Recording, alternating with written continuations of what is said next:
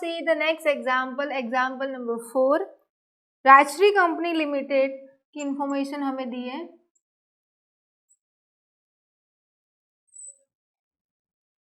Rajshri Company Limited operates a standard costing system in a factory. Based on the past record, it appears that material cost variance happens to be rupees 6,000 as per month. वहाँ पर जो variance है वो variance कौन सा है? Material cost related. अब amount कैसी दी है? पर मंथ दी है हमको। Variance MCV is equal to rupees 6,000 per month. Okay, on average, if cause of the variance can be find out and it's correctable, the correction process will require 2 months. अगर इस variance को remove करना चाहते हो, okay, investigation करना चाहते हो, आपने फाइंड आउट कर लिया है कि कॉज किस वजह से आपको ये वेरिएंस मिल रहा है और उसको आप रिमूव करना चाहते हो, तो उस प्रोसेस को कितना टाइम लग जाएगा? 2 मंथ। दैट मीन्स व्हाट कि हमको जो पर मंथ वेरिएंस मिल रहा है अब वो कितने महीने के लिए मिलेगा? 2 महीने के लिए मिलेगा। क्यों मिलेगा? बिकॉज वो प्रोसेस ही इतनी लंबी है, उसको आप अगर करेक्ट करना चाहते हो तो मैक्सिमम टू मैक्सिमम आपको कॉस्ट करनी पड़ेगी। और कॉस्ट कितने दिन के लिए सफर करनी पड़ेगी? मिनिमम 2 मंथ के लिए। 2 month are required for correction. Okay, next, this correction is likely to have a favorable effect on a period of 2 months. The investigation of variance will cost rupees 1,000. That means what?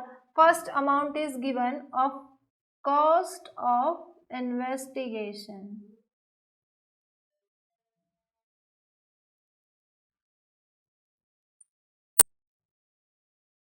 Correction of cause variance will be cost. That means cost of correction is given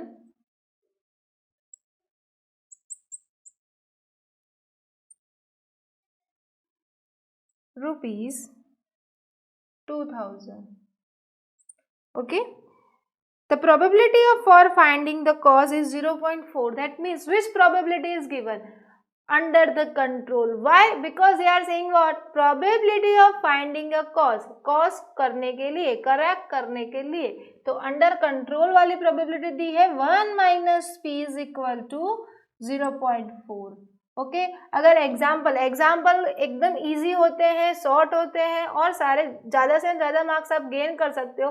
but अगर आपका concept clear नहीं है यहाँ पर कि P find out करना है या 1 माइनस P फाइंड आउट करना है, L फाइंड आउट कैसे करना है, कैसे हम मैक्सिमम टू मैक्सिमम सेव कर सकते हैं, वो सारे कॉन्सेप्ट अगर क्लियर नहीं है तो आप छोटे से छोटा भी एग्जाम्पल सॉल्व नहीं कर पाओगे। ओके, और एक स्कोरिंग पूरा यूनिट ही स्कोरिंग है, मैक्सिमम टू मैक्सिमम यहाँ पर गेन कर सकते हो।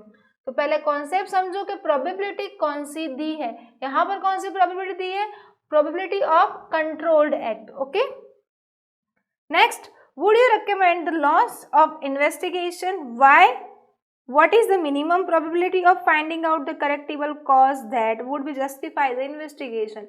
एग्जाम्पल को 2 पोर्शन में बाइफरगेट कर दिया।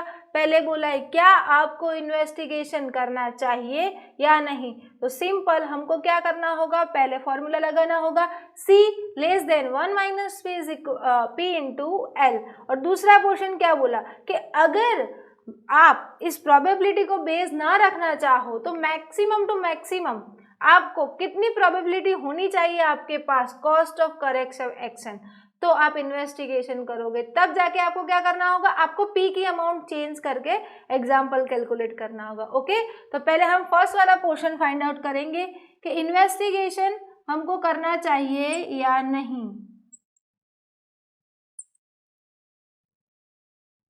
फर्स्ट वाला portion, okay, investigation we want to take और not. Number 2 is probability. C वाला फॉर्मूला लगाओ, C less than 1 minus P into L। कोई प्रोबेबिलिटी दी है, फाइंड आउट करना है L, फाइंड आउट कर C हमको दिया हुआ है कॉस्ट ऑफ इन्वेस्टिगेशन। हाँ, तो सिर्फ अमाउंट रखिए यहाँ पर अमाउंट होगी 1000 लेस देन 0.4। एल आपको नहीं दिया है, टोटल नेट सेविंग नहीं दी है, तो हम फाइंड आउट करेंगे note number 1 total net benefit, that means L. L कैसे फाइंड आउट करोगे?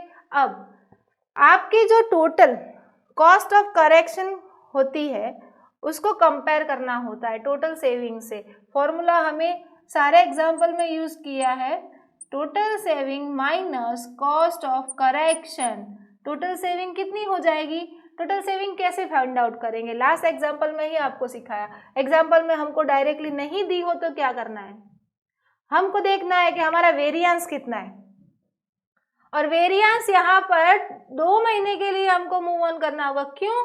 बिकॉज ये सारी प्रोसेस है वो कितना टाइम लेगी? 2 महीने का टाइम लेगी, बट डेटा तो हमको 1 महीने का ही दिया है। तो क्या करोगे? उसको कन्वर्ट कर दोगे इंटू 2 मंथ्स। तो 6000 into 2, that means your total saving will be 12,000 if you will carry on for investigation. अगर आप इन्वेस्टिगेशन करते हो तो मैक्सिमम टू मैक्सिमम आप कितना सेव कर सकोगे? आपका जो वेरिएंस होता है, एडवर्स वेरिएंस होता है, वो कितना है यहाँ पर? 12,000, और उसको करेक्ट करने के लिए कॉस्ट कितनी दी है? 2,000। That means your net benefit is 10,000। Okay, 10,000 L. So your answer will be 4,000. Now interpret this. सारे एग्जाम्पल में हमने ये किया है, अब इंटरप्रेट करने की कोशिश करो। क्या लिखा है? 1000 is less than 4,000. That means what? Our conditions are satisfied as per the formula. हमारी कॉस्ट कम है, किससे? हमारे जो फ्यूचर में बेनिफिट होने वाले हैं इन्वेस्टिगेशन से, उससे हमारी कॉस्ट क्या है? कम है।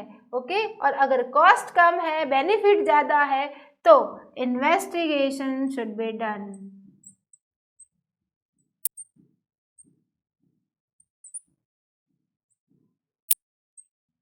रिकमेंडेड। Okay, clear? तो वेरिएंस को हमको इन्वेस्टिगेशन करना चाहिए, ऐसी हमने as per the cost accountant manager को हमने एडवाइस दे दी। अब portion number B, portion number B में हमको क्या फाइंड आउट करना था? Last line, what is the minimum probability? Minimum probability,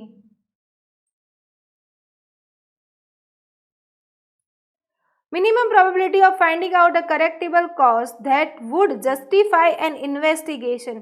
आपको minimum probability cost of correction के साथ कितनी होनी चाहिए वो फाइंड आउट करनी है। 1 - p फाइंड आउट करना है, क्वेश्चन मार्क। तो हमारा फॉर्मूला हम रखेंगे c less than 1 - p into L. c कितना है हमारा? 1000 लेस देन 1 - p हमको फाइंड आउट करना है। L कितना? 10,000। दैट मीन्स इफ इक्वेशन में आपके पास कोई टर्म नहीं है तो हम उसे फाइंड आउट करने के लिए यहाँ पर क्या एज्यूम करेंगे? Equal to. So it will be converted in this type of equation. So my 1 - p will be 1000 upon 10,000 and our answer will be 0.10. This is the minimum probability of cost of corrective action. Clear? Now, example is over.